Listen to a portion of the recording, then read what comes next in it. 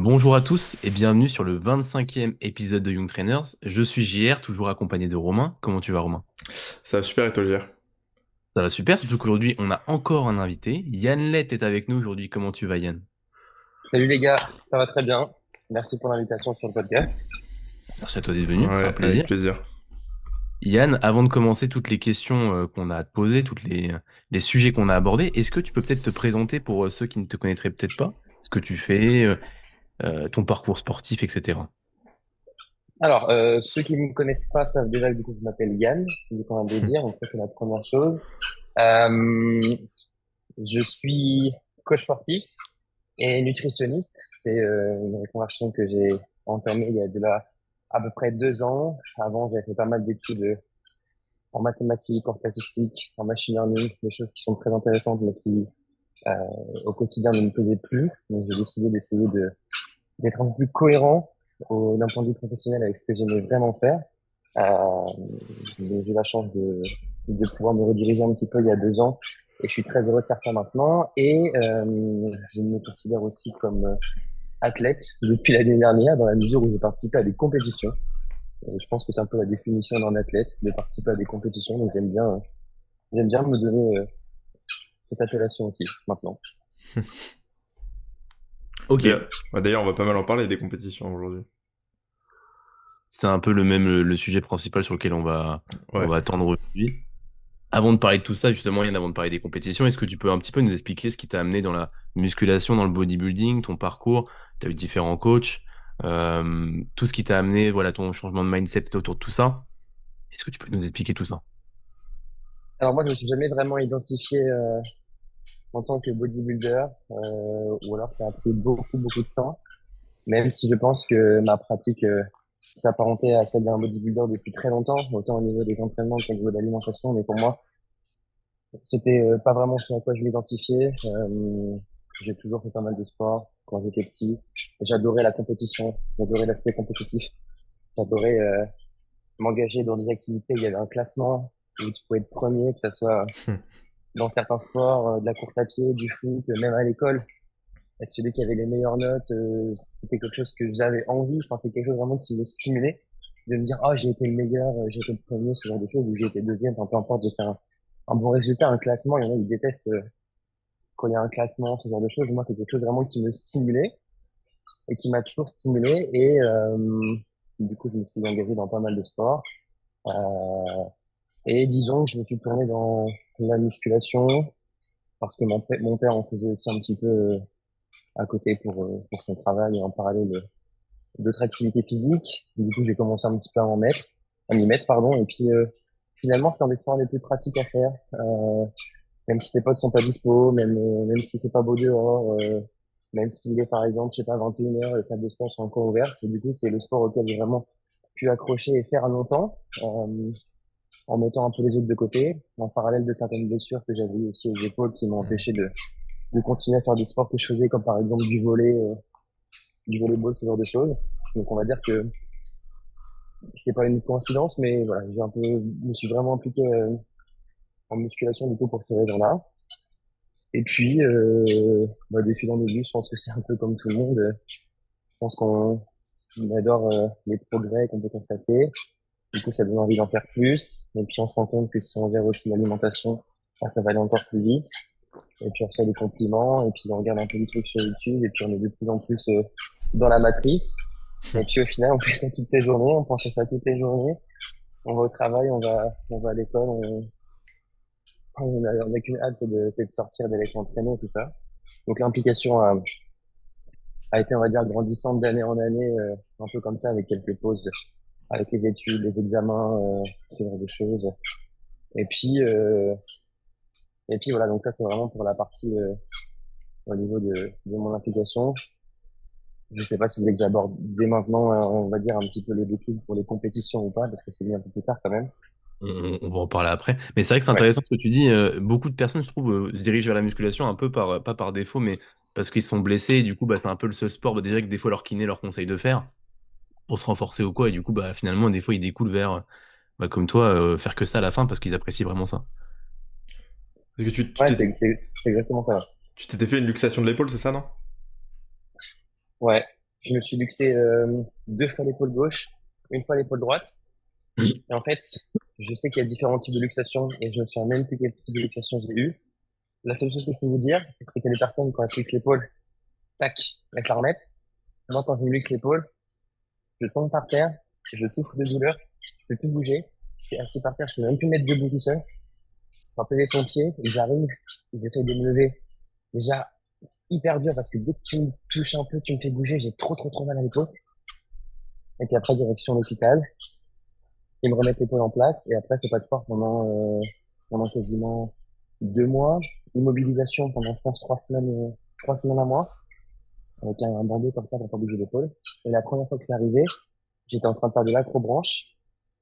Oh Et je vous fais putain. l'histoire courte, mais on était sur la dernière version, le parcours noir, et je sais pas C'était trop la quoi avec piste mon noire, père. ouais, il était tout en haut. Il y avait différentes épreuves qui étaient vraiment difficiles. On était déshydratés, ça faisait longtemps, etc. On se reposait beaucoup entre les différentes activités sur les plateformes. Et là, il y avait une échelle horizontale, mais en fait, elle n'était pas horizontale, elle était un peu inclinée. Donc, il fallait vraiment aller chercher les barreaux de plus en plus loin comme ça. Et à un moment donné, je sais pas ce qui s'est passé, je me suis balancé, mon épaule s'est déboîtée, et du coup, j'étais suspendu à peut-être 15 mètres de haut parce que c'était vraiment très haut, dans le baudrier, qui d'ailleurs, je m'avais un petit peu mal, la façon dont je suis retombé dessus, et avec l'épaule déboîtée en débardeur, coincé au milieu de la forêt, et les pompiers ont dû arriver, système de poulie pour me redescendre, etc., etc. Et c'était la première fois que ça m'arrivait, en fait, je comprenais pas ce qui se passait. Je voyais mon père sur la plateforme au loin, impuissant, qui pouvait rien faire. Moi, j'étais là, je sais même pas si je criais, si je pleurais, si je disais rien. Donc, voilà, je pense que c'est des blessures qui m'ont un peu écarté des autres types de sport. La musculation, c'est bien parce que normalement, tu comprends un peu ce que tu fais, Ouais. tes mouvements, tes trajectoires, tu pas vraiment de facteurs externes, comme dans les sports collectifs, où tu comprends pas ce que va faire l'adversaire et du coup, c'est là où tu peux te blesser. Donc, voilà. Bah, c'est vrai qu'ironiquement, en plus, dans la culture populaire, on va souvent entendre que la musculation, ça peut être dangereux ou quoi, mais en fait, c'est sûrement l'un des sports où, au final, t'as quasiment le moins de chances de te blesser, hein. De vraiment te blesser. Alors, tu peux te faire des petits bobos, mais de là, de faire des vraies blessures, faut généralement y aller, quoi. Ouais, t'arracher un truc, te luxer l'épaule. Après, ça arrive, hein, les subluxations. Oui, ça C'est arrive, c'est- hein. c'est- c'est plus rare de se luxer, je pense, l'épaule sur de la muscu, mais subluxation et tout, ça arrive assez souvent quand même, hein. Enfin, en tout cas, j'en ai vu pas mal de gens s'en faire. Mais du coup, subluxation, ça revient direct, quoi. Mais bon, ça fait quand même. Bah, en fait, en Surtout- muscu, je pense que c'est très facile de pas se blesser, mais c'est aussi très facile de se blesser. Ouais, C'est-à-dire que, ouais, si tu fais nimp, ouais. en fait, si tu fais les choses bien, normalement, alors, le risque zéro n'existe pas, et je pense qu'il y a des personnes qui font les choses très bien et qui finissent par se blesser quand même. Mais il y en a, j'ai l'impression, ils essayent de se blesser. En fait, quand je vois s'entraîner, j'ai l'impression qu'ils essayent de se blesser. Donc, vu que c'est vraiment un sport, on est confronté à une contrainte, à des charges, ce genre de choses, un petit peu aussi l'ego, le fait de pouvoir quantifier ses progrès, de pouvoir progresser très vite et tout sur des exercices. Je Oui. pense que C'est vrai qu'au final, l'essai, avec ce côté surcharge progressive et tout, que toi comme moi, enfin comme nous tous, on peut mettre un peu en valeur, bah, on peut être vite tenté de augmenter trop rapidement et puis bah, de se blesser, quoi. Ouais, Ça peut vite arriver. ça c'est clair. Euh, Yann, du coup, plaisir. pour revenir un petit peu aux compétitions, vu que c'est un peu le sujet. Pourquoi est-ce que tu as fait une compétition cette année? Qu'est-ce qui t'a poussé un petit peu à tendre vers une compétition cette année et pas avant? Vu que tu disais que tu aimais vraiment beaucoup la compétition de façon générale. Alors moi, j'adore la compétition de manière générale, mais j'aimais pas la forme que prenait la compétition en bodybuilding, en culturisme. L'aspect préparation, c'est toujours quelque chose qui m'a attiré. Par contre, le jour de la compétition, le moment de la compétition, la première que ça prend, le fait d'être en slip sur scène, hein, ça paraît bizarre, mais le fait d'être à côté d'autres personnes, de me contracter devant des juges qui me comparent, etc., ce genre de choses, c'est pas quelque chose qui m'attirait. Je trouvais ça assez subjectif en plus. Il n'y avait pas vraiment pour moi de confrontation, le premier qui franchit la ligne d'arrivée, des sports de combat où c'est un peu plus net, on va dire, pour les partager. Moi, c'est quelque chose qui m'attirait pas trop. J'avais pas l'impression qu'il y avait je sais pas, un duel, une opposition. Pour moi, c'est un peu trop subjectif et ça m'a jamais attiré. Et puis surtout, j'estimais que j'avais pas du tout le niveau euh, pour faire des compétitions et je voulais toujours attendre parce que je pense que j'ai à peu près progressé chaque année. Maintenant, je le dis avec du recul. Mais sur le moment, j'avais l'impression même de pas forcément bien progresser. Et en regardant les photos, je me rends compte aussi. Et bah, je me dis, Yann, si t'attends un an, tu seras encore mieux. Et puis au bout d'un an, bah non, t'es pas encore prêt. Donc laisse-toi encore 2 ans et puis tu verras après. Et puis 2 ans après, même chose en fait.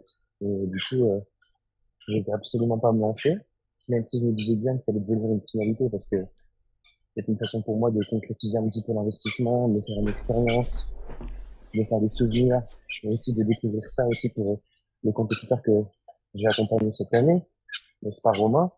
Et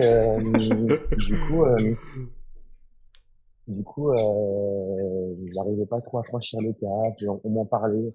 Yann, quand est-ce que t'en fais une et tout, je disais bientôt, bientôt, mais ça me traversait même pas l'esprit en fait. Et en fait, je pense que c'est le fait d'avoir commencé le coaching avec lui, où lui a dû peut-être, je sais pas, avoir un potentiel en moi, ou en tout cas m'a fait comprendre que ça pourrait être bien sans préparer une compétition. Et la première fois qu'il m'a envoyé un de ses tableurs, il avait renommé Road to Pro. Et moi, je me suis dit, ok, c'est marrant, je vais me motiver, je sais pas quoi, je sais pas quoi. J'étais même pas sûr de la faire une compétition. Et puis, plus on a avancé dans la prépa, plus j'ai compris qu'en fait, le Road to Pro, il était Possible. pas si, comment dire, C'était pas Il tant que aimait de ça un sens. rêve, quoi. ouais, que c'était, qu'en fait, peut-être quand il a écrit, il s'est dit, c'est peut-être un vrai défi qu'on peut fixer. Et Lui, il je me l'avait suis dit, vraiment bon, planifié, quoi. voilà, je me suis très bien senti dans le coaching avec lui. Ça m'a donné confiance. Même avec Tony, je pense que c'est les deux personnes qui m'ont le plus donné confiance et fait comprendre que j'étais légitime, en tout cas, pour faire une compétition. Parce que moi, j'avais peur, faut pas vous mentir, j'avais peur d'être un peu tarbouillé sur scène. C'est-à-dire que, en fait, quand t'as jamais fait de préparation et de sèche poussée, tu sais pas à quoi tu vas ressembler. Et moi, j'avais le souvenir d'une chose que j'avais fait avant, où je trouvais que j'étais quand même pas mal affiné. Sauf que je regardais mes photos de bilan, donc les photos à jeun, sans bonne lumière, sans recharge, ce genre de choses, sans convection, et je les trouvais très fins. Et quand tu vois des personnes sur scène, même des athlètes naturels, tu te dis, putain, moi j'ai pas ce niveau-là. Et j'avais peur de rendre bien sur Instagram parce que je choisissais mes photos, le screenshot que je voulais. Si je voulais baisser un peu la luminosité de ma photo, je pouvais le faire. Je mettais que les posts que j'aimais bien sur Instagram. Et on me disait, ouais, Yann, tu vas faire une compétition, etc.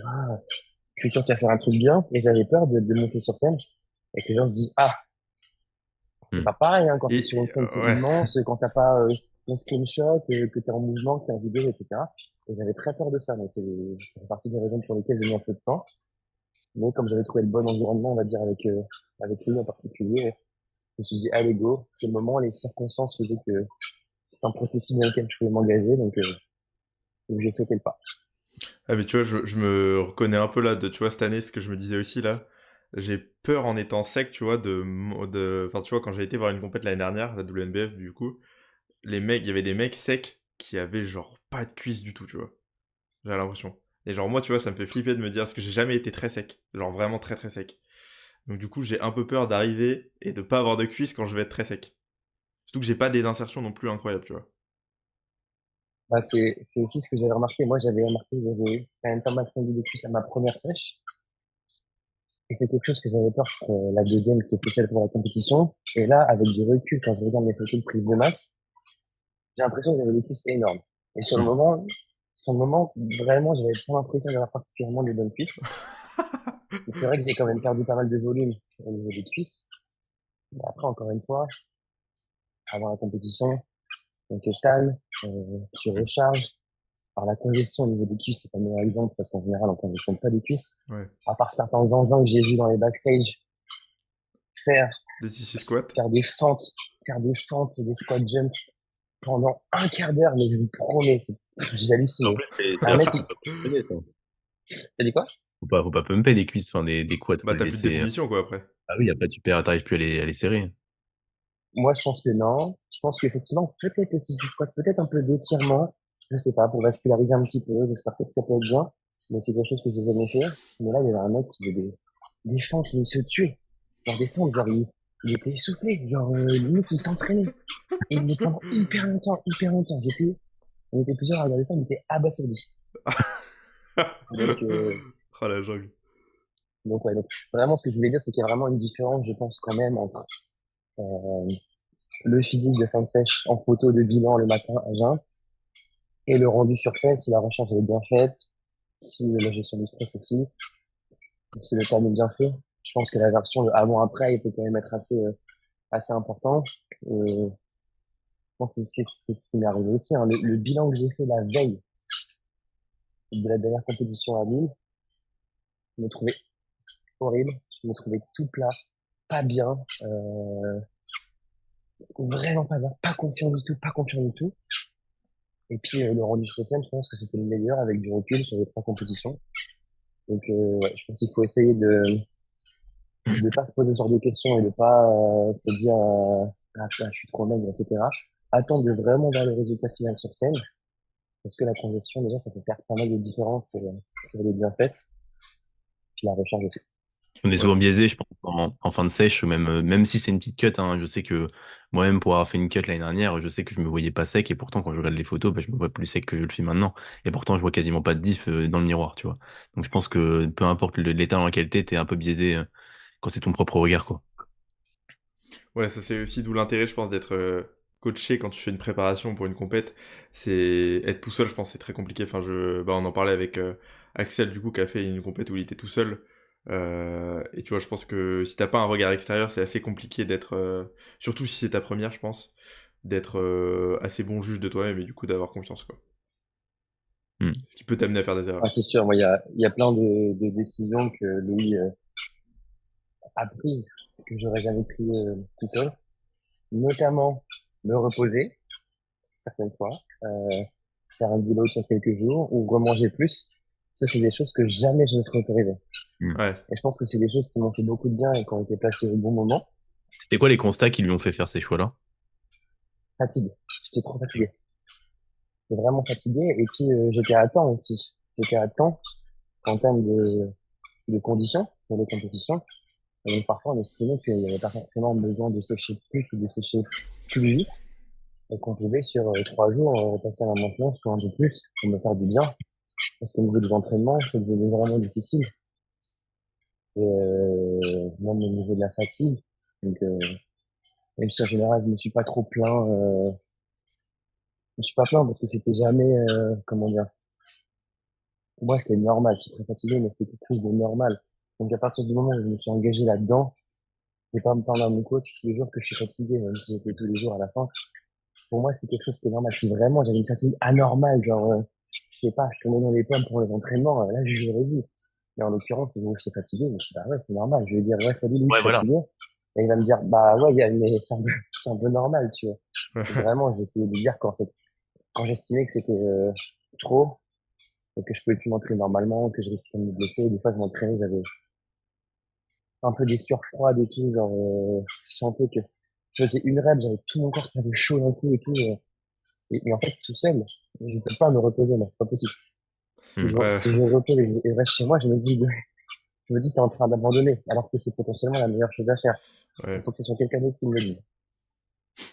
Hmm. Trop zinzin. Et en termes de, là, quand il augmentait la bouffe, quand du coup tu revenais en maintenance ou voire en léger surplus, il se passait quoi en termes de poids? Est-ce que ton poids a augmenté direct? Est-ce qu'il stagnait du coup vu que t'étais en maintenance par rapport au stock de glyco ou... Le poids, en général, est stagné, à peu près. Il est stagné. C'est ça qui était assez marrant, c'est que je mangeais plus, j'étais plus content, et le poids, il montait pas. Donc là, en mode, oh, c'est trop bien. Sauf que si tu fais ça sur trop de jours, bah, c'est pas magique. À un moment donné, Ouais, ça remonte, ça oui. commence à remonter. Mais les premiers jours, ça fait du bien. Je pense que même en termes de nuit, tu en manges plus.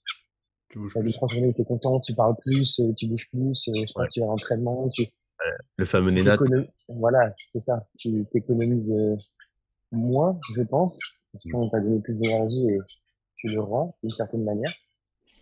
Là où il y a des moments, j'étais très, Léthargique. comment on dit? Pardon? Léthargique. Léthargique. Ouais, exactement, ouais. Ça m'arrivait à la coloc, là, des fois, les mecs, ils me regardaient, ils me disaient, Yann, ils n'ont pas dit comme ça, mais j'étais un peu amorphe. C'est-à-dire, Ouais. Ouais. ils me voyaient, je les regardais et c'était vide dans mes yeux et je bougeais pas. Et je me suis même fait la réflexion, j'étais debout et je bougeais pas. Alors que moi, d'habitude, je bouge toujours un peu, j'ai toujours un pied qui fait ça, ce genre de choses. Et là, j'étais vraiment, genre, immobile, genre, j'étais là, ouais. Là, ça se Le voit, tu corps en vois, économie, quoi.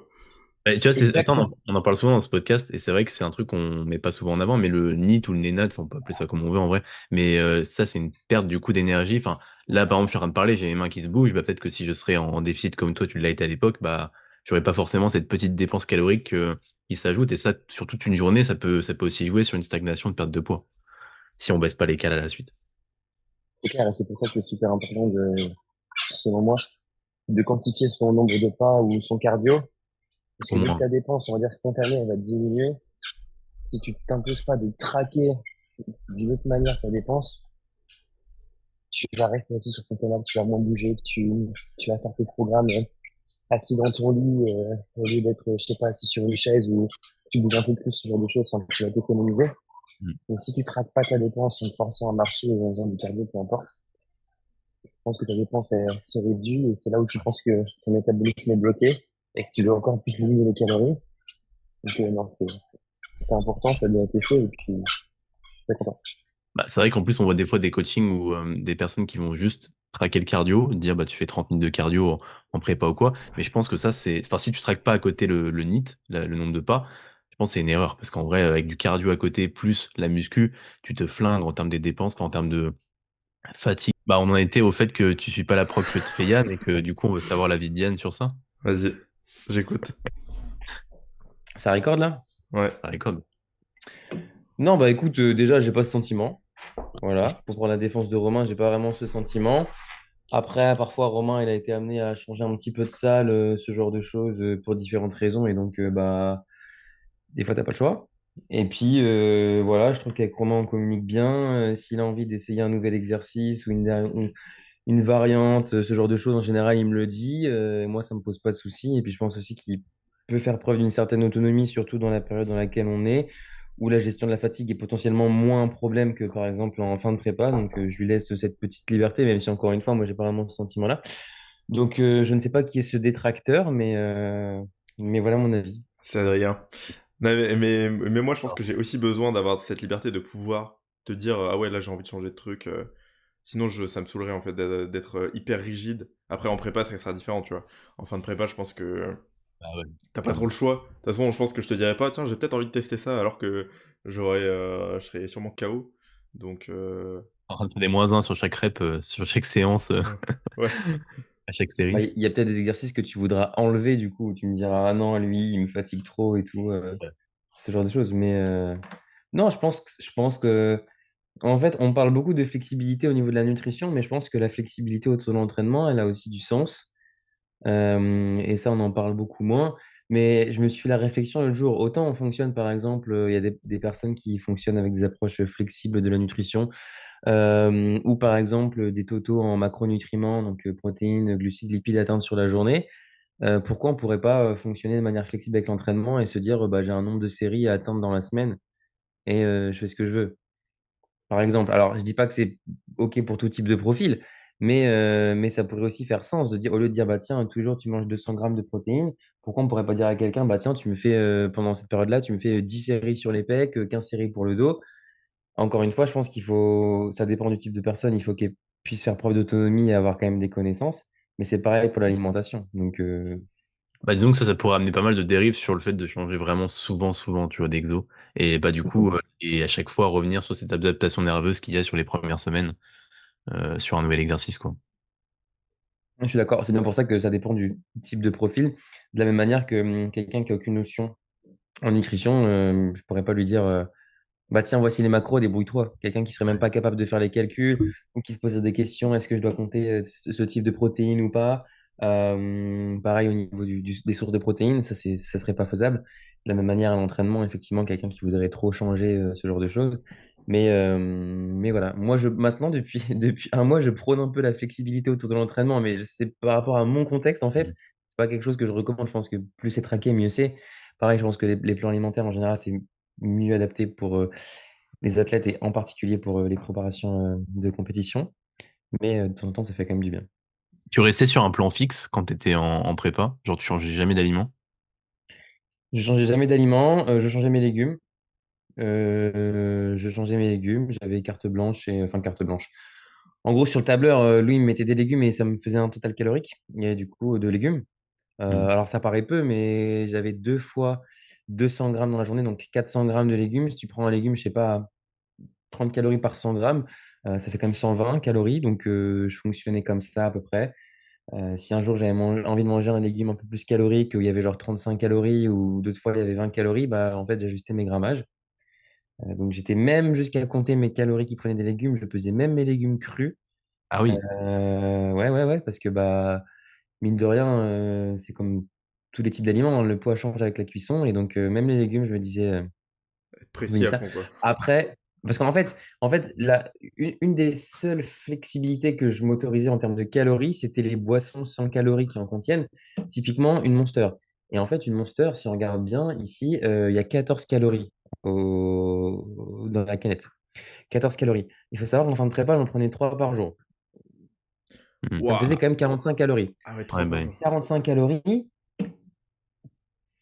Alors, est-ce que c'est négligeable ou pas? Parce que bah, 45, bon, ça c'est un autre débat. Mais si en plus j'avais 15-20 calories qui provenaient des légumes, surtout qu'en plus, oui, je prenais du konjac. Donc, konjac, pareil, c'était aussi à peu près, ce que je prenais, c'était 8 calories pour 100 grammes.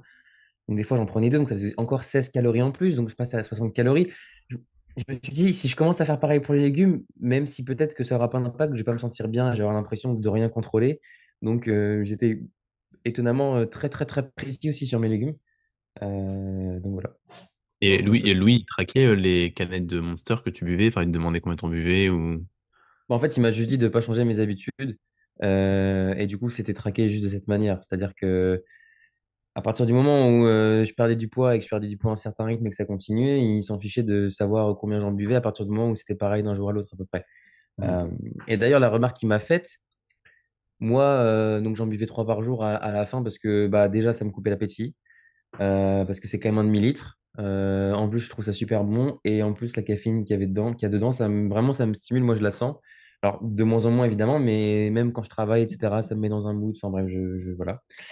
Et la veille de la compétition aux États-Unis, j'étais avec lui, du coup, dans le Airbnb. Et la veille de la compétition, je lui ai dit, est-ce que tu veux que je réduise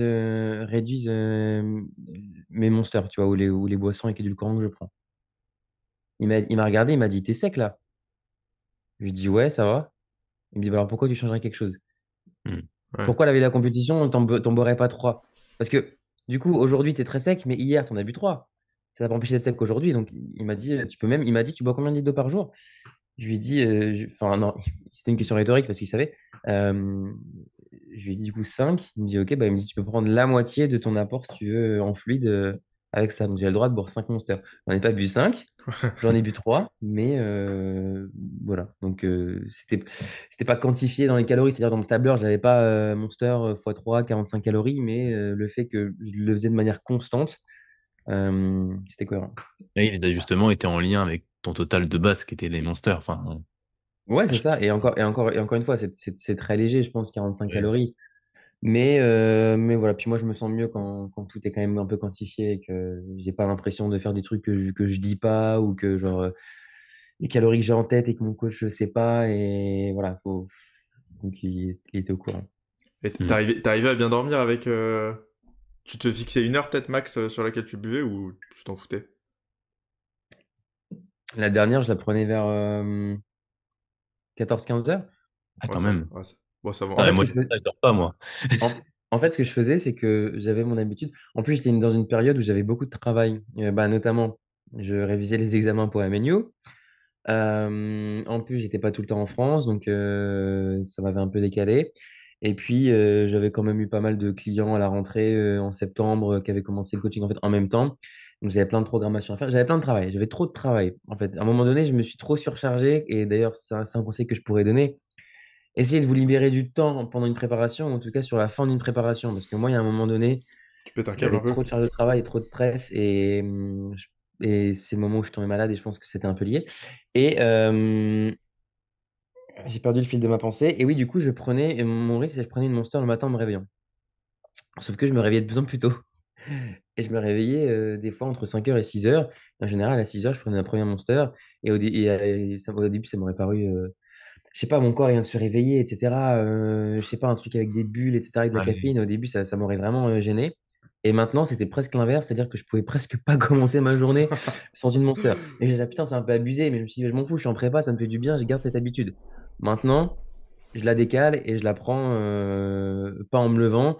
Je prends mon premier repas, je commence à travailler un peu et après, je la prends. Donc, j'ai réussi à me décaler un petit peu parce que je pense que déjà, savoir que si vous faites les calculs, quand une Monster ça coûte 1,50 € et Ouais, 2 euros par c'est jour, ce que donc je me 3 disais. par jour, fois 30 dans le mois, bon, peut-être là qu'il faut réduire un petit peu aussi juste pour ces raisons-là. Mais c'était des habitudes que j'avais et qui je sais pas, rendaient mes journées plus sympas. Je me levais fatigué, j'étais content d'avoir un Monster. Je travaillais, j'étais fatigué, je commençais un peu fatigué. J'étais content d'aller boire une Monster. En plus, ça me coupait l'appétit vraiment. Et du coup, par exemple, je sais pas si je savais que j'avais mon prochain repas dans 45 minutes, ça me paraissait une éternité, 45 minutes. À un moment donné, dans ma prépa, je regardais toutes les minutes. Puis je me suis dit, oh, est-ce que j'avancerai pas mon repas de 10 minutes aujourd'hui? Enfin bref, des dingueries. Et Ouais. bah, je sais pas, des fois, je buvais une Monster et je savais que j'allais la boire lentement et que ça allait me tenir une demi-heure. Et j'avais l'impression que j'avais déjà commencé mon repas, en fait. Je sais pas comment expliquer. Genre, je me Ouais. suis dit, OK, quand j'ai fini ma Monster, ce sera l'heure du repas. Et la Monster, elle me cale en quelque sorte. Donc, ça va être 30 minutes où je vais pas trop penser à la bouffe parce que ça va. Enfin bref.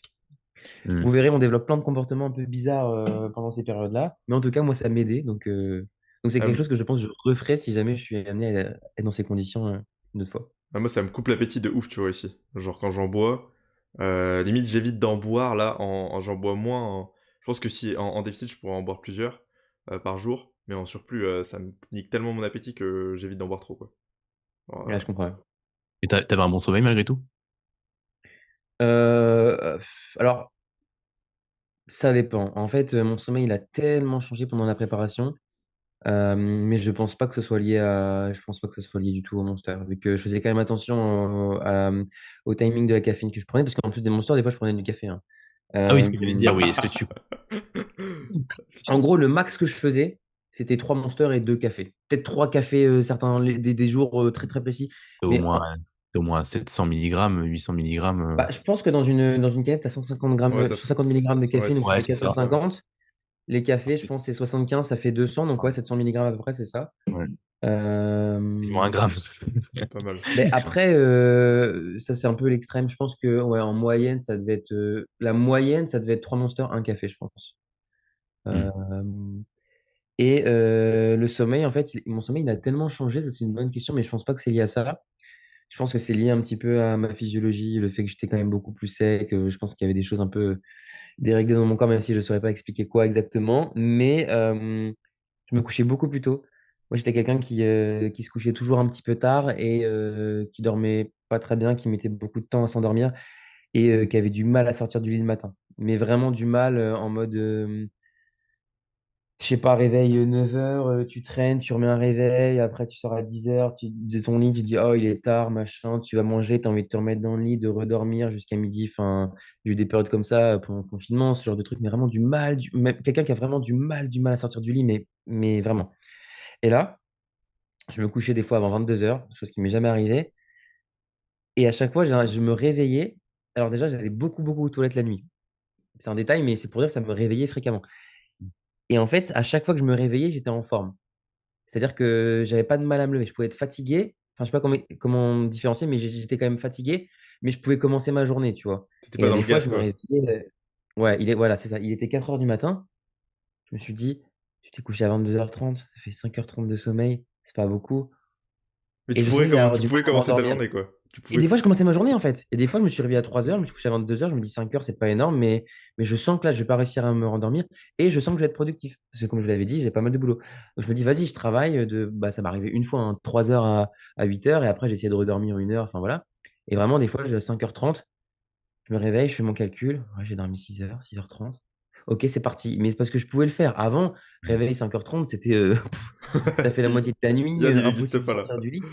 Et là, en fait, ça m'a un peu déréglé. Je me couchais plus tôt, je me réveillais plus tôt, mais surtout quand je me réveillais, j'avais vraiment le sentiment de me réveiller à la fin d'un cycle de sommeil et je me sentais bien, quoi.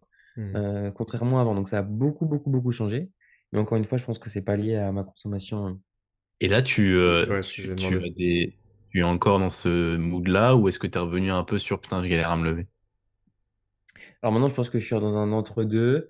J'aime bien me coucher tôt pour mieux travailler parce qu'en général, le soir, après, je sais pas, 20 h, 21 h, c'est pas là vraiment où je travaille.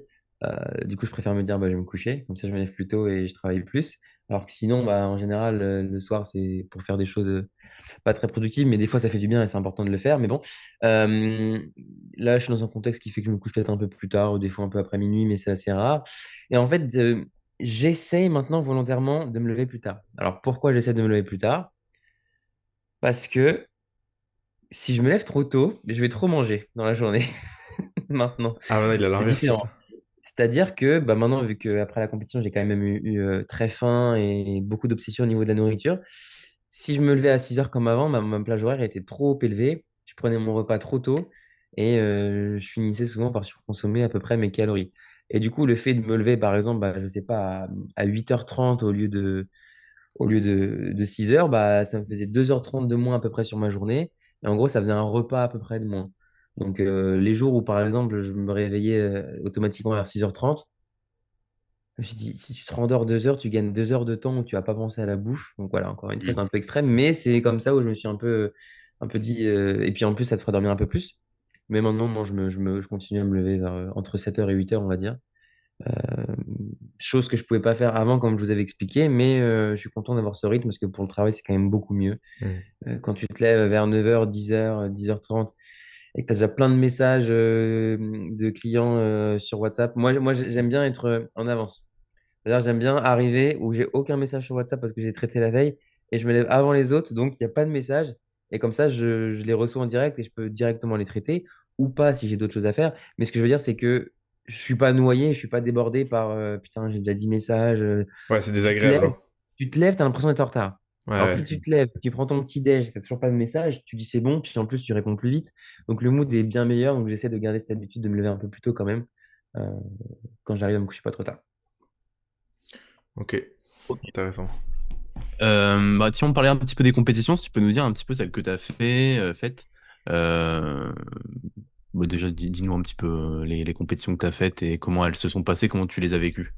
Ouais, alors j'ai fait 3 compétitions l'année dernière. La première, c'était un. Alors, moi, j'ai concouru dans la fédération NPC et la première que j'ai faite, c'était le Bionic Body Classic qui a eu lieu à Strasbourg en octobre, le 21 octobre de mémoire. Donc, c'était une compétition régionale, donc un régional qu'il fallait faire pour pouvoir participer du coup à des pro qualifiers plus tard dans l'année. Donc, c'est la compétition que j'ai été obligé de faire et c'était la seule qui n'était pas naturelle. A priori, n'importe quel type de pratiquant pouvait participer à cette compétition. À l'issue de celle-ci, j'ai fait le 18 novembre, il me semble, ma première compétition, du coup, mon premier Natural Pro Qualifier, toujours en NPC aux États-Unis, euh, dans la ville d'Alexandria, pas loin de Washington. Et la dernière que j'ai faite, c'était du coup en France. On a eu beaucoup, beaucoup de chance d'avoir un Natural Pro Qualifier en France, dans la mesure où il n'y en avait que deux dans l'année, un aux États-Unis et un en France. Donc c'était à Lille et c'était le 9 décembre. Euh, donc, c'est les trois que j'ai pu faire cette année. Et uniquement les deux dernières étaient des compétitions naturelles. Euh, mais il n'y a pas eu beaucoup de tests. Et j'étais un petit peu déçu de la façon dont ça a été testé. Parce qu'en fait, aux États-Unis, ils ont testé que les vainqueurs. Donc, ça, je trouve ça bien. Mais Ouais, en je fait, vois. le souci, c'est que quand tu testes que les vainqueurs, euh, bah, en fait, à l'overall, quand tu es dans un overall, ils classent que le premier. C'est-à-dire, si par exemple on est 4 à l'overall pour toutes les classes, il classe que le premier. Donc imagine que le premier, bah, du coup, après la compétition, il est testé positif. On ne sait pas qui est le deuxième. Donc en fait, le deuxième qui aurait dû avoir la carte pro, bah, et la carte, elle est juste retirée au mec, mais elle n'est pas donnée au deuxième qui l'aurait vraiment mérité Ouais, parce qu'il aurait ouais. fini premier en fait parmi les tête naturelle. Hmm. Donc ça, pour moi, c'est le souci. Et le deuxième souci, c'est que j'ai quand même payé 50 euros pour un test antidopage. Et comme je n'ai pas gagné, eh bien, j'ai pas été testé. Donc j'ai payé alors 50 $. Et sachant que, en plus, là-bas, ils m'ont dit, ouais, grosse compétition, hommes et femmes confondus, il y a plus de 300 ou 400 athlètes. Quand tu as 9 cartes pro, tu fais 400 moins 9 fois 50 $. Voilà, tu as l'argent qui sont gagnés. Ils vous ont bien fumé. Ouais. Et du coup, j'ai un petit peu le seum. Et puis à Lille, le test, et bah, tellement j'ai pas vu comment ça s'est passé, on me l'a raconté. On m'a dit, t'as vu, ils ont pris 7 personnes au hasard dans les backstage, ils sont allés les faire pisser dans un flacon et basta. Et en plus, ils leur donnaient un flacon, apparemment, tu pouvais aller toi-même dans les toilettes, etc. Enfin, c'était pas très contrôlé. Ouais, ouais. Euh, et puis moi, je sais même pas ce que je faisais. Soit j'étais allongé par terre avec ma musique, soit j'étais pas dans les backstage. Enfin, tu pouvais ne pas être dedans. Enfin bref, en gros, je pense que si vraiment tu voulais esquiver le test, limite, ça aurait été possible. Donc pareil, il y en a 7 qui ont été testés. Pour le coup, j'ai rien payé. Alors peut-être que c'était inclus dans les frais d'inscription, j'en sais rien, mais c'était pas à part comme aux États-Unis. Et du coup, les tests, ça s'est limité à ça. Donc moi, je trouve ça un peu dommage parce que j'aurais bien aimé être testé bah, déjà la fois où j'ai payé pour l'être. Je sais pas si après tu as un mini certificat ou un truc qui vaut ce qu'il vaut, mais j'aurais bien aimé. Et pareil, j'aurais bien aimé que tous les athlètes autour de moi le soient aussi parce que bah Oui, non pas que j'ai des doutes, mais je me dis si c'est si facile en fait de faire une Oui. compétition naturelle, je sais pas sur 400 athlètes, t'as peut-être un clampin ouais, qui t'as l'est pas. forcément un mec qui est. Ouais, oui, c'est ça. Et franchement, aux États-Unis, j'en ai vu. Alors c'est pas forcément ceux qui ont gagné, mais Bizarre, quoi. ou alors, j'ai jamais vu ça, et j'ai jamais vu ça sur Insta non plus. Il y avait des mecs, ils étaient juste trop gros en fait. Souvent, ils étaient pas super, super secs. Sinon, je pense qu'ils auraient gagné s'ils étaient gros et secs. Mais des gabarits, je me suis dit, oh, c'est pas possible. Alors, peut-être que je me trompe, hein, mais j'aurais bien aimé en avoir le cœur net avec plus de tests. Parce que c'est ironique parce que beaucoup de gens vont dire ça de toi aussi, hein. Bah, c'est pour ça qu'en fait, je me permets pas de dire ça. En fait, par exemple, le gars qui a gagné la catégorie, alors pour ceux qui ont suivi hein, la bodybuilding à Lille, Il donc quand était j'étais à énorme, il l'Overall, était énorme. le mec qui a fait premier, c'était un Anglais, je crois. Il était énorme. Il était Il énorme, ouais. était énorme. Clairement, c'est 99% des gens vont dire non, mais lui, c'est sûr, il est dopé. Et Ah bah c'est ce ouais, que je me suis dit aussi la première fois que je l'ai vu sur Insta. de ouf. En fait, j'ai réfléchi, je me suis dit, moi, il y a des. Alors, moi, je suis à des années-lumière de son niveau, mais il y a quand même des gens qui me disent, qui pensent que je suis pas naturel. Et des fois, c'est cool, et des fois, c'est chiant, en fait. C'est cool quand c'est quelqu'un, je sais pas, que tu connais pas.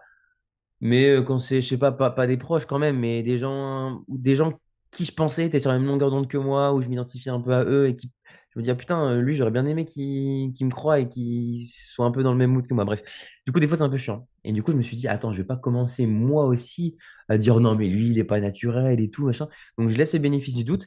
Même si le niveau est abusé, Ouais. moi, n'importe qui dit qu'il est naturel, je le crois.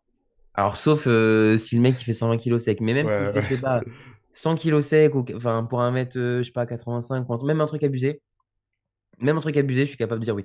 Et donc, le gars qui a gagné, du coup, la catégorie bodybuilding, physique incroyable, et puis avec du recul, quand tu regardes et quand tu. Déjà, j'ai discuté avec lui dans les backstage, très, très, très sympa, le gars, et même sur Insta après.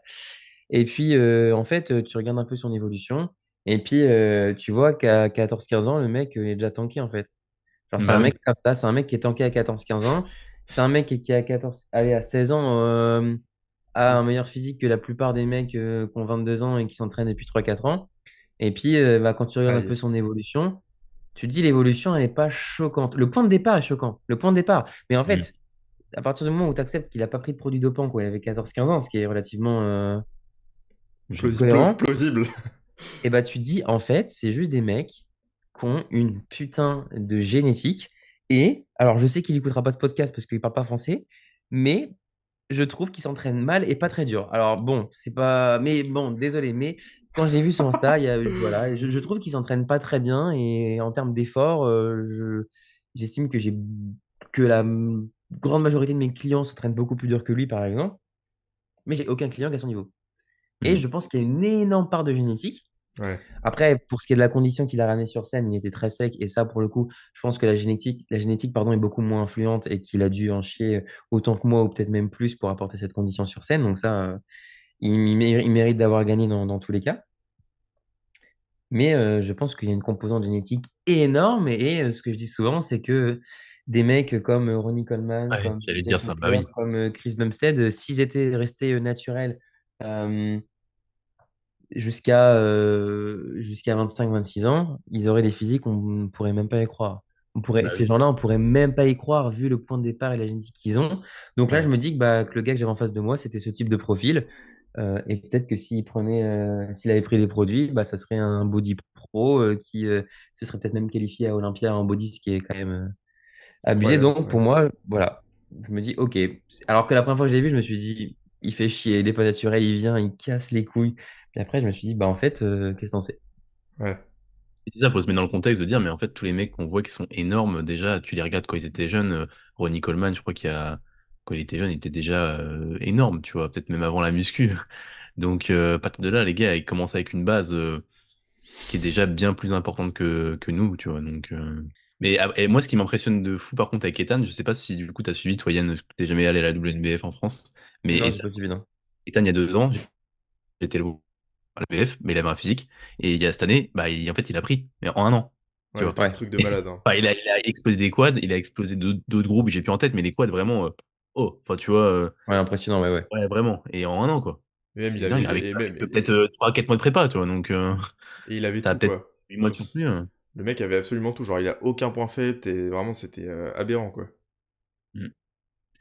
Ah, c'est vrai Ouais, qu'il avait un. C'est vrai que de ce que j'ai vu sur les photos, il avait un très bon psy. En plus, il est un peu grand, non? Ouais, bah ouais, ouais, il il est est grand. grand, une Enfin, belle ça gueule donne et tout, il aussi a un tout, peu une quoi. envergure et enfin, c'est quand même bien. Et puis je pense, alors peut-être que je me trompe, hein, mais il me semble que qu'il aurait pu améliorer un peu sa condition. Enfin, Ouais, c'est la seule chose il était pas ultra sec, ouais. Pareil, il lui manquait aurait un pu peu. être améliorée sur lui. Mais encore une fois, là, on parle pas de ça, on parle de génétique pour construire du muscle et Ah là, lui. on n'est pas du tout égaux devant ça. Non. Et ça, en fait, il faut juste le comprendre et relativiser ça. Après, ça veut pas dire que tout le monde est naturel, hein, attention. Autant si tu as une mauvaise génétique, je pense que si tu prends des produits, tu n'auras jamais non plus un physique incroyable, donc il faut faire attention. Mais je pense que le champ des possibles est bien plus large euh, que ce qu'on peut penser. Mais encore une fois, ça ne veut pas dire que tout le monde est naturel, donc il faut quand même rester vigilant. Mais encore une fois, je pense qu'une des meilleures choses, c'est de regarder l'évolution de la personne, son point de départ et sa vitesse de progression, en fait, et comment elle s'entraîne. Donc des gens qui ont commencé à 14-15 ans avec déjà une bonne structure et déjà un semblant de pec, des épaules, des bras, alors que tu te dis, à ma stage là, le mec il était potentiellement en troisième, Mm. ça n'a aucun sens, tu vois, bah tu te dis, bah ouais, en fait, si après pendant 10 ans il s'entraîne, bah il devient comme ça. Oui. Donc ça remet les idées en place, ouais. Puis on sait pas le vrai potentiel naturel que tu peux avoir, même sur quelqu'un qui a pas forcément la génétique, hein. S'entraîner vraiment bien en faisant toutes les choses bien pendant 30 ans, mais le problème c'est que on fait quasiment jamais ça parce qu'arrivé à 35 ans, 40 ans, généralement, t'as toujours un break de par ta vie perso ou quoi, tu vois. Alors des fois il y en a qui tiennent, hein, et sûrement, il y a un mec là que tu connais sûrement, la team merde, 3DMJ, Godfather, je sais pas si tu vois qui Ouais, c'est, ouais, Yann. ouais, ouais. Bah, il y a des mecs comme ça qui, Ouais. ouais, qui, pour le coup, ont aussi une vie de famille, mais qui Et aussi voilà, gèrent bien à côté, quoi. c'est ça. Après, est-ce qu'il a toujours été, du coup, est-ce qu'il a pas eu un break à un moment donné, tu vois, sûrement, ou pas d'ailleurs, hein, ça se trouve, il a toujours continué. Mais voilà, il y a des mecs comme ça, puis lui, il est énorme, tu vois. C'est un des meilleurs Sobrondati du monde. Après, je crois qu'il a fait les Worlds à WNBF. Donc, Mais oui, j'ai entendu ce que tu disais et je suis d'accord avec toi. Et ça, c'est typiquement l'exemple de mec qui arrive à amener les meilleures conditions. Et j'ai l'impression que c'est justement avec l'âge, avec le fait d'en avoir fait plusieurs, que tu arrives à optimiser ta condition et à amener des trucs où tu te dis ça, c'est pas naturel. Mais en soi, je sais pas vraiment, et ça, j'ai pas encore vraiment une idée claire dessus. Est-ce que vraiment, naturellement, c'est plus dur de ramener une bonne condition, tu vois?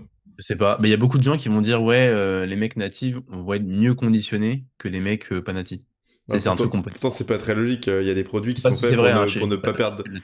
Enfin, il y a des produits qui te permettent de limite avoir beaucoup moins de chances de perdre du muscle quand t'es en sèche. Donc, On en ouais, parlait avant-hier avec ouais, on en parlait Carabiner, avant-hier. Donc, Bologne notamment. ce serait pas du tout logique. Ouais. Bah, en fait, moi, ce que je pense qu'avec les produits, c'est très facile de merder sa sèche et sa fin de prépa Ah ouais, avec par contre, tes ouais. hormones, la rétention d'eau, etc. Le fait de potentiellement beaucoup plus manger, ce genre de choses. Et que du coup, tu peux plus facilement foirer, on va dire, par exemple, ta recharge, etc. Ça refreeze. Ouais. Aïe, aïe, aïe, aïe, aïe, ça bug, ça bug. C'est bon, Mm. c'est Ah, bon. c'est revenu? Ouais, Ouais, c'est bon. Ça Ta bug un peu. recharge. On était à ta recharge. ouais. Je disais que je pense que quand tu es naturel, c'est plus dur de rater, on va dire, sa recharge et de complètement foirer sa condition. C'est Juste, un peu. Romain, juste note le passage pour que t'aies. J'ai noté, t'inquiète. Donc, je pense que c'est plus difficile de foirer, on va dire, les jours avant la compétition, vu qu'il y a moins, je pense, d'hormones, de produits qui sont en jeu. Par contre, je pense que si tu arrives à tout bien gérer, à tout optimiser, tu pourrais être plus sec avec des produits. Ouais. Donc, c'est-à-dire que le meilleur scénario avec des produits sera plus sec que le meilleur scénario sans produit. Yann, le meilleur scénario, t'en étais, je crois, là. Meilleur scénario naturel versus meilleur scénario dopé. On va dire que le meilleur scénario dopé sera toujours un peu mieux en rendu visuel que en termes de conditions, quoi. Voilà, mais qu'en termes de moyenne, bah, il y a peut-être que les naturels apportent plus régulièrement des conditions, des bonnes conditions ou des conditions honnêtes parce qu'il y a moins de chances de soirée. Donc c'est pour ça qu'on doit dire que c'est plus simple de sécher quand tu es naturel. Mm. Tu as peut-être moins de chances de te foirer, mais si tu arrives à tout optimiser, je pense que utiliser des produits que j'ignore d'ailleurs, je sais pas exactement ce qu'il faut, mais quand j'entends parler de diurétique, de ce genre de choses, je me dis peut-être que là, pour le coup, tu peux pousser la condition un peu plus loin. Donc, si ça foire pas, voilà, je pense qu'il y a des conditions qu'on ne pourra pas atteindre naturellement non plus, mais Bah en oui, tout cas, il y ça, a moins de chances de c'est se sûr. foirer. D'ailleurs, tout à l'heure, on parlait des tests. Tu me disais du coup que tu étais un petit peu déçu des tests qu'il y avait eu dans les compètes que tu as fait. Moi, je trouve ça bien. Je sais pas ce que tu en penses, toi, Yann, des tests de la WNBF en France avec le polygraphe. Alors, moi, je sais pas, je connais pas, j'ai pas de recul pour savoir à quel point c'est précis ce genre de méthode, parce que pour ceux qui savent pas, un polygraphe, c'est un détecteur de mensonges. Et moi, au début, ça me fait, je sais pas, ça me faisait un petit peu rire de m'imaginer passer un détecteur de mensonges, parce que je me suis dit, ça se trouve, tu sais, tu vas être stressé et genre comment la machine elle réagit quand quelqu'un il stresse et que, je sais pas, il y a son rythme cardiaque qui bat juste parce que tu es là en mode, putain, j'ai pas envie que la machine elle dise que je mente. Ou alors, je sais pas si tu as envie de faire une blague, enfin, j'en sais rien, tu vois. Mais je pense que du coup, si c'est utilisé, c'est que c'est relativement crédible et qu'il doit y avoir plein de données qui Je sont pense que c'est traquées. dissuasif. Et que voilà, que c'est dissuasif aussi et que ça prend peut-être pas non plus la décision finale. C'est-à-dire qu'il y a ça, plus, je sais pas, potentiellement des tests inopinés, ce genre de choses. Ou alors, Ça, c'est pareil qu'un NPC, c'est les gagnants. voilà. Euh, Bah, je trouve que c'est bien, ça rajoute un truc de plus. C'est pareil, tout ce qui peut être dissuasif, moi, je trouve ça très bien. Et puis voilà, la dissuasion, c'est très bien parce que quelqu'un qui se proclame naturel, si un jour il vient sur un choix naturel et qu'on arrive à prouver qu'il l'est pas, pour la réputation, c'est un petit peu difficile. Donc je me dis, c'est comme, euh, c'est comme moi à Strasbourg, il y avait eu un petit drama, un petit truc qui s'était passé où c'était une compétition qui n'était pas naturelle du coup, hein, c'est le régional que j'expliquais tout à l'heure et j'ai discuté avec des personnes dans les backstage avec qui je pensais avoir sympathisé et apparemment ces personnes-là se sont allées dire deux, trois jours. Ça relague. Attends, ça va revenir. Et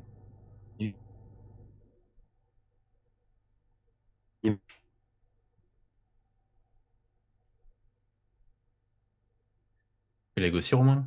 Non. Ouais, c'est bon. C'est revenu. Ouais. Ouais, Ah, c'est chiant. ouais, c'est chiant. Ça, Il y a moyen que tu ça avait mettes ta coupé où? Non, tu peux mettre ta 4G, Yann? Je sais pas si. Bah, en fait, ma 4G, là, j'ai une barre, deux barres, là. Euh, Tu parlais de Strasbourg. on réessaye une Ouais, dernière, tu disais ces personnes-là. on réessaye une dernière fois. Vas-y. Je me suis arrêté où? Ces personnes-là, Backstage. tu disais, ouais, ces personnes-là, tu pensais avoir sympathisé avec ces personnes-là. Ouais. Il y a des personnes, enfin, une personne avec qui je pensais avoir sympathisé avant la compétition, dans les backstage.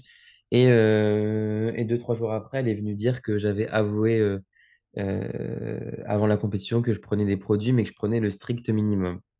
Et moi, ce qui me fait rire, c'est que, genre, j'ai écrit quand même athlète naturel dans ma bio. Alors, je pense qu'il y en a plein qui l'écrivent et je sais pas si c'est tout le temps vrai. Mais imagine, j'écris athlète naturel dans ma bio, je me rends à des compétitions et je dis aux gens autour, ouais, moi je prends des trucs, je prends le strict minimum. La personne me retrouve sur Insta, voit un athlète naturel et dit, je suis un clown. Ouais. Donc jamais je pourrais même le dire, ou alors j'écrirais pas. Enfin, la personne se dirait, mais attends, mais il me l'a dit, et il écrit ça, mais c'est un clampin, tu vois. Donc je me suis dit, quand Oui, même, tu c'est un peu le dirais abusé. pas, quoi. Si tu mentirais, tu le dirais pas. Ouais, non, mais oui, donc bon, c'était une petite histoire comme ça, et puis j'ai un peu compris les raisons derrière. Mais, euh, mais voilà, donc le fait que ce soit dissuasif, je pense que ça peut être bien, parce que pour la réputation, du coup, quelqu'un qui se prend. Parce qu'après, il y en a qui disent pareil, que c'est par rapport, je sais pas, à mon business, que du coup, j'ai plus d'athlètes parce que, bah, j'en sais rien. Bah, les personnes qui, du coup, pour le coup, mentent vraiment pour leur business, si un jour elles sont testées positives, bah, effectivement, ça peut leur mettre un coup. Donc, peut-être qu'elles vont se dire, bon, je ferai pas la compétition parce que ça risque d'impacter un peu plus que uniquement ma réputation. Donc ouais, c'est bien, je trouve ça bien, ouais. Bah, et puis, ouais, c'est ça, faut être vachement couillu pour aller à la Ouais, compète ce que et. j'allais dire. Aller au Euh, polygraphe alors que tu sais que imagine. que t'es Ouais. dopé. Imagine le stress que t'as. Alors, faut être un psychopathe, mais je veux dire, sinon, le stress que t'as, tu te dis, putain, à tout moment, je me fais choper et tout. Je pense que ça, vraiment, je pense alors, il y en a sûrement certains qui le font, parce qu'on avait vu des histoires à WNBF que, à l'étranger, il y a eu des mecs qui s'étaient fait choper. Donc, je suppose qu'ils s'étaient fait choper au polygraphe, plus sûrement des tests après, parce que je pense pas qu'ils en tirent une conclusion directement au polygraphe, ce serait un peu abusé. Mais, ça doit être, enfin, faut être vachement couillu, quoi. Bah, peut-être qu'effectivement, le polygraphe, c'est un des premiers tests et qu'ensuite, s'il est positif, ils en font d'autres Voilà, qui ne seraient pas si tu étais déjà négatif. Donc, c'est pour aller fouiller plus loin, peut-être. Ouais, et ça Euh, coûte de l'argent. Donc, et automatiquement, ça coûte de l'argent, ouais. c'est une première étape. bon, ouais. Est-ce que tu peux nous parler un petit peu des Peak Week, donc Attends, attends, la semaine? attends, je crois que t'as oublié une partie là. Comment s'est passée la prépa dans l'ensemble? Ah oui, c'est vrai que bah oui, on n'a pas vraiment parlé. Très bien. Question suivante.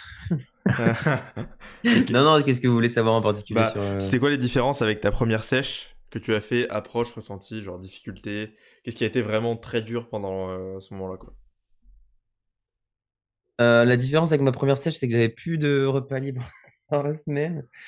Euh, Non, bah en fait, la différence, c'est surtout qu'elle a été poussée plus longtemps, déjà, et qu'elle a été, je pense, mieux traquée. Pour tout vous dire, la sèche que j'avais faite avant, il y a 2 ans et demi maintenant, je crois, je sais même pas combien de calories je mangeais, hein. Euh, Ah ouais? c'était juste des évolutions relatives. Je pars d'un point, enfin, on partait d'un point de départ, on va dire, point d'interrogation, on savait pas combien je mangeais de calories. Si je perdais du poids, c'est très bien. Si j'en perdais plus, on diminuait, mais sans pour autant qu'il y ait le calcul Ouais, ou le détail des macros. c'était intuitif, quoi. Donc voilà, donc je savais, bon, je l'avais pas fait tout seul, hein, mais je savais même pas combien je mangeais. Alors, après, je pouvais le calculer de mon côté, et je crois que je l'avais fait. Mais, euh, mais en soi, voilà, je faisais mon calcul de mon côté. Et puis, je m'entraînais 6 fois par semaine après le taf et tout. Enfin, c'était super fatigant. Cardio aussi, en plus de Et... souvenirs. T'as dit quoi? Cardio à jeun aussi de souvenirs. Ouais, c'est vrai, je faisais du cardio à jeun sur le vélo le matin. Pareil, je faisais pas mal de steps. Je faisais à peu près 15 000 steps par jour, mais compté avec mon téléphone et tout. Donc, je pense que ça représentait quand même pas mal plus. Ah ouais, putain, ouais. Ouais. Mon type d'entraînement, il n'y avait aucune surcharge progressive. C'était que des entraînements de gros bourrins, Super set. de dégressifs, de clusters, de tout ce que tu veux, 6 fois dans la semaine, donc 6 entraînements de suite. On split un muscle par jour. Donc vraiment un truc. Mais enfin, je dis pas que c'est pas bien, parce que je pense que j'ai beaucoup progressé comme ça aussi, mais c'est la différence que je note, quoi. Donc, je pense qu'en termes de gestion de la fatigue, c'était pas le mieux. Et donc là, ce qui a changé, bah, c'est un entraînement beaucoup plus traqué, beaucoup plus quantifié, et pareil au niveau de l'alimentation. Le fait que j'avais pas de cardio à faire à proprement parler, si ce n'est un nombre de pas que je traquais par jour qui pouvait se traduire par du cardio si par exemple j'allais le faire sur tapis ou si je sortais exprès de chez moi pour aller le faire, ce qui pour moi n'est pas du NEAT. C'est les personnes qui sortent de chez elles pour aller marcher 1 heure pour terminer leur pas et disent qu'elles sont en train de faire leur NEAT. Bah non, vous faites de l'exercice physique parce que c'est juste du cardio si vous voulez à très basse intensité, mais ça correspond pas, on va dire, à votre dépense spontanée parce que vous êtes levé de votre canapé, ça vous saoule et c'est comme si vous êtes allé, si vous étiez allé, pardon, marcher sur un tapis. Enfin, bref. Donc j'avais juste ça. Et puis c'est surtout qu'elle a été poussée, c'était plus long en fait, un peu plus long. Ma dernière sèche, j'étais tombé à celle d'avant, j'avais arrêté vers 81 kilos. Là, ma pesée la plus basse, ça a été 76. Pour quelle Il y a taille? 5 kilos, 1,79 m. Ok. Donc il y a 5 kilos de différence, sachant qu'entre-temps, j'espère avoir un peu progressé. Donc c'est-à-dire que enfin, T'as viré je pas, pense ouais. qu'à 81 kilos, la deuxième sèche, j'étais un peu plus sec déjà que 81 kilos la première. Et puis j'ai quand même fait tomber 5 kilos. Et ces 5 kilos-là, je pense que c'est ce qui fait la différence entre une très bonne sèche, parce que j'étais quand même très sec. T'étais Genre, c'est très pas sec, juste hein. les gens qui disent je fais une sèche. J'étais quand même très sec pour un pratiquant en salle de sport.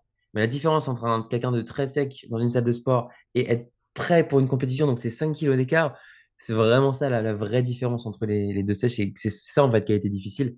Tomber de 102 à 85, franchement, c'était trop facile. Franchement, c'était trop facile. C'était même mieux en fait, parce que je mangeais moins, j'étais Ah bah content. oui, Donc, oui. c'était juste plus simple. Tu vois ton physique bouger, l'entraînement, les performances, globalement, ça continue à être bien. Donc, c'est vraiment en fait les derniers kilos la différence. Et c'est en fait, ce que plein de personnes ne vivront jamais. Et tant mieux, hein, parce que je pense que c'est pas super pour ta santé, que ce soit physique ou psychologique, hein, surtout. Mais la vraie différence, ouais, c'est à quel point elle a été poussée et surtout les méthodes qui ont été employées, comment on l'a traquée, etc. D'ailleurs, c'était quoi les drops des cales quand t'es passé de 102, alors 100 kilos, je crois 102 kilos, t'étais à combien de cales? Et premier drop, t'es descendu à combien? Et Pour, il demande ça par rapport à lui, Vir. Attends, il faut que je regarde mon tableur. Je m'en souviens plus. En fait, je me souviens plus du timing, ouais. euh, de quand est-ce que ça a été fait. Alors, push phase, je mangeais 4500 calories. Très Mhm. dur. Ouais, Ok, la prépa. Alors, je suis passé de 4500 calories. Alors, je fais jour d'entraînement, juste jour d'entraînement, parce que Oui. jour de repos, c'est proportionnel en gros. Enfin, c'est un petit peu moins, mais c'est à peu près 200-300 calories de moins. Je suis passé de donc 4500 à 3700 pendant un mois. Ensuite, je suis passé à 3300 pendant 2 semaines. OK. Et après, je suis passé à 2500. Ah, je me rappelle, t'étais au Canada à Pourquoi ce je suis passé à moment-là. 2500? Pourquoi je suis passé à 2500 direct? Parce que j'étais à Toronto et je n'avais pas faim. Je n'avais pas faim. Je mangeais 2500 calories, je me forçais. Oh, je comprends pas. C'était mon train de vie, peut-être la nourriture là-bas, peut-être, je sais pas, ouais, mon rythme, le fait que j'étais dans un autre pays, que je sais pas, j'ai visité, que je faisais des trucs. Ouais, J'en sais rien, tu je pensais n'avais pas à pas manger, faim. quoi. Je n'avais pas faim. Et si je regarde, du coup, la sensation de faim que je me mettais à 2500 calories, je mettais 1 ou 2 sur 10. Hmm. Alors qu'à la fin de la prépa, et oui, et du coup, ce qui est curieux, c'est que du coup, après, pour la fin de la prépa, je suis pas descendu en dessous de 2500. Alors si, je suis descendu à 2400, on va dire. Mais avec les monsters et tout, bref, en gros, à peu près 2500. Et là, pour le coup, sensation de faim. 10. Alors, moi, j'aime pas mettre 10 parce que c'était pas le maximum. Enfin, pour moi, je mettais 8 ou 9. Ouais, J'aime pas dire 10 parce qu'en fait, si je mets 10 une semaine et que la semaine d'après, j'ai encore plus faim, ouais. bah, en fait, on voit pas que j'ai encore plus faim, tu vois. Donc, vraiment, j'essaye de vraiment d'être objectif et de pas dire, oh, j'ai trop faim, je mets 10 et tout. Genre, non, je mets 8 et 10, mais 8 ou 9, mais c'est déjà énorme pour moi qui mettais tout le temps 1, 2 ou 3, tu vois. Ouais. Hmm. Et Ouais, donc, ouais, de 2500 est contenu très, très, très, très, très longtemps. Je pense que les 3 derniers mois de prépa, 2400, 2500, on n'a pas touché. On n'a pas touché, on n'a pas touché. Le nombre, potentiellement, on peut jouer un peu avec le nombre de pas et encore. Euh, et des fois, j'ai dit à Louis, bah tiens, si tu me laisses le choix entre manger un peu moins et me dépenser un peu plus, je préfère me dépenser un peu plus.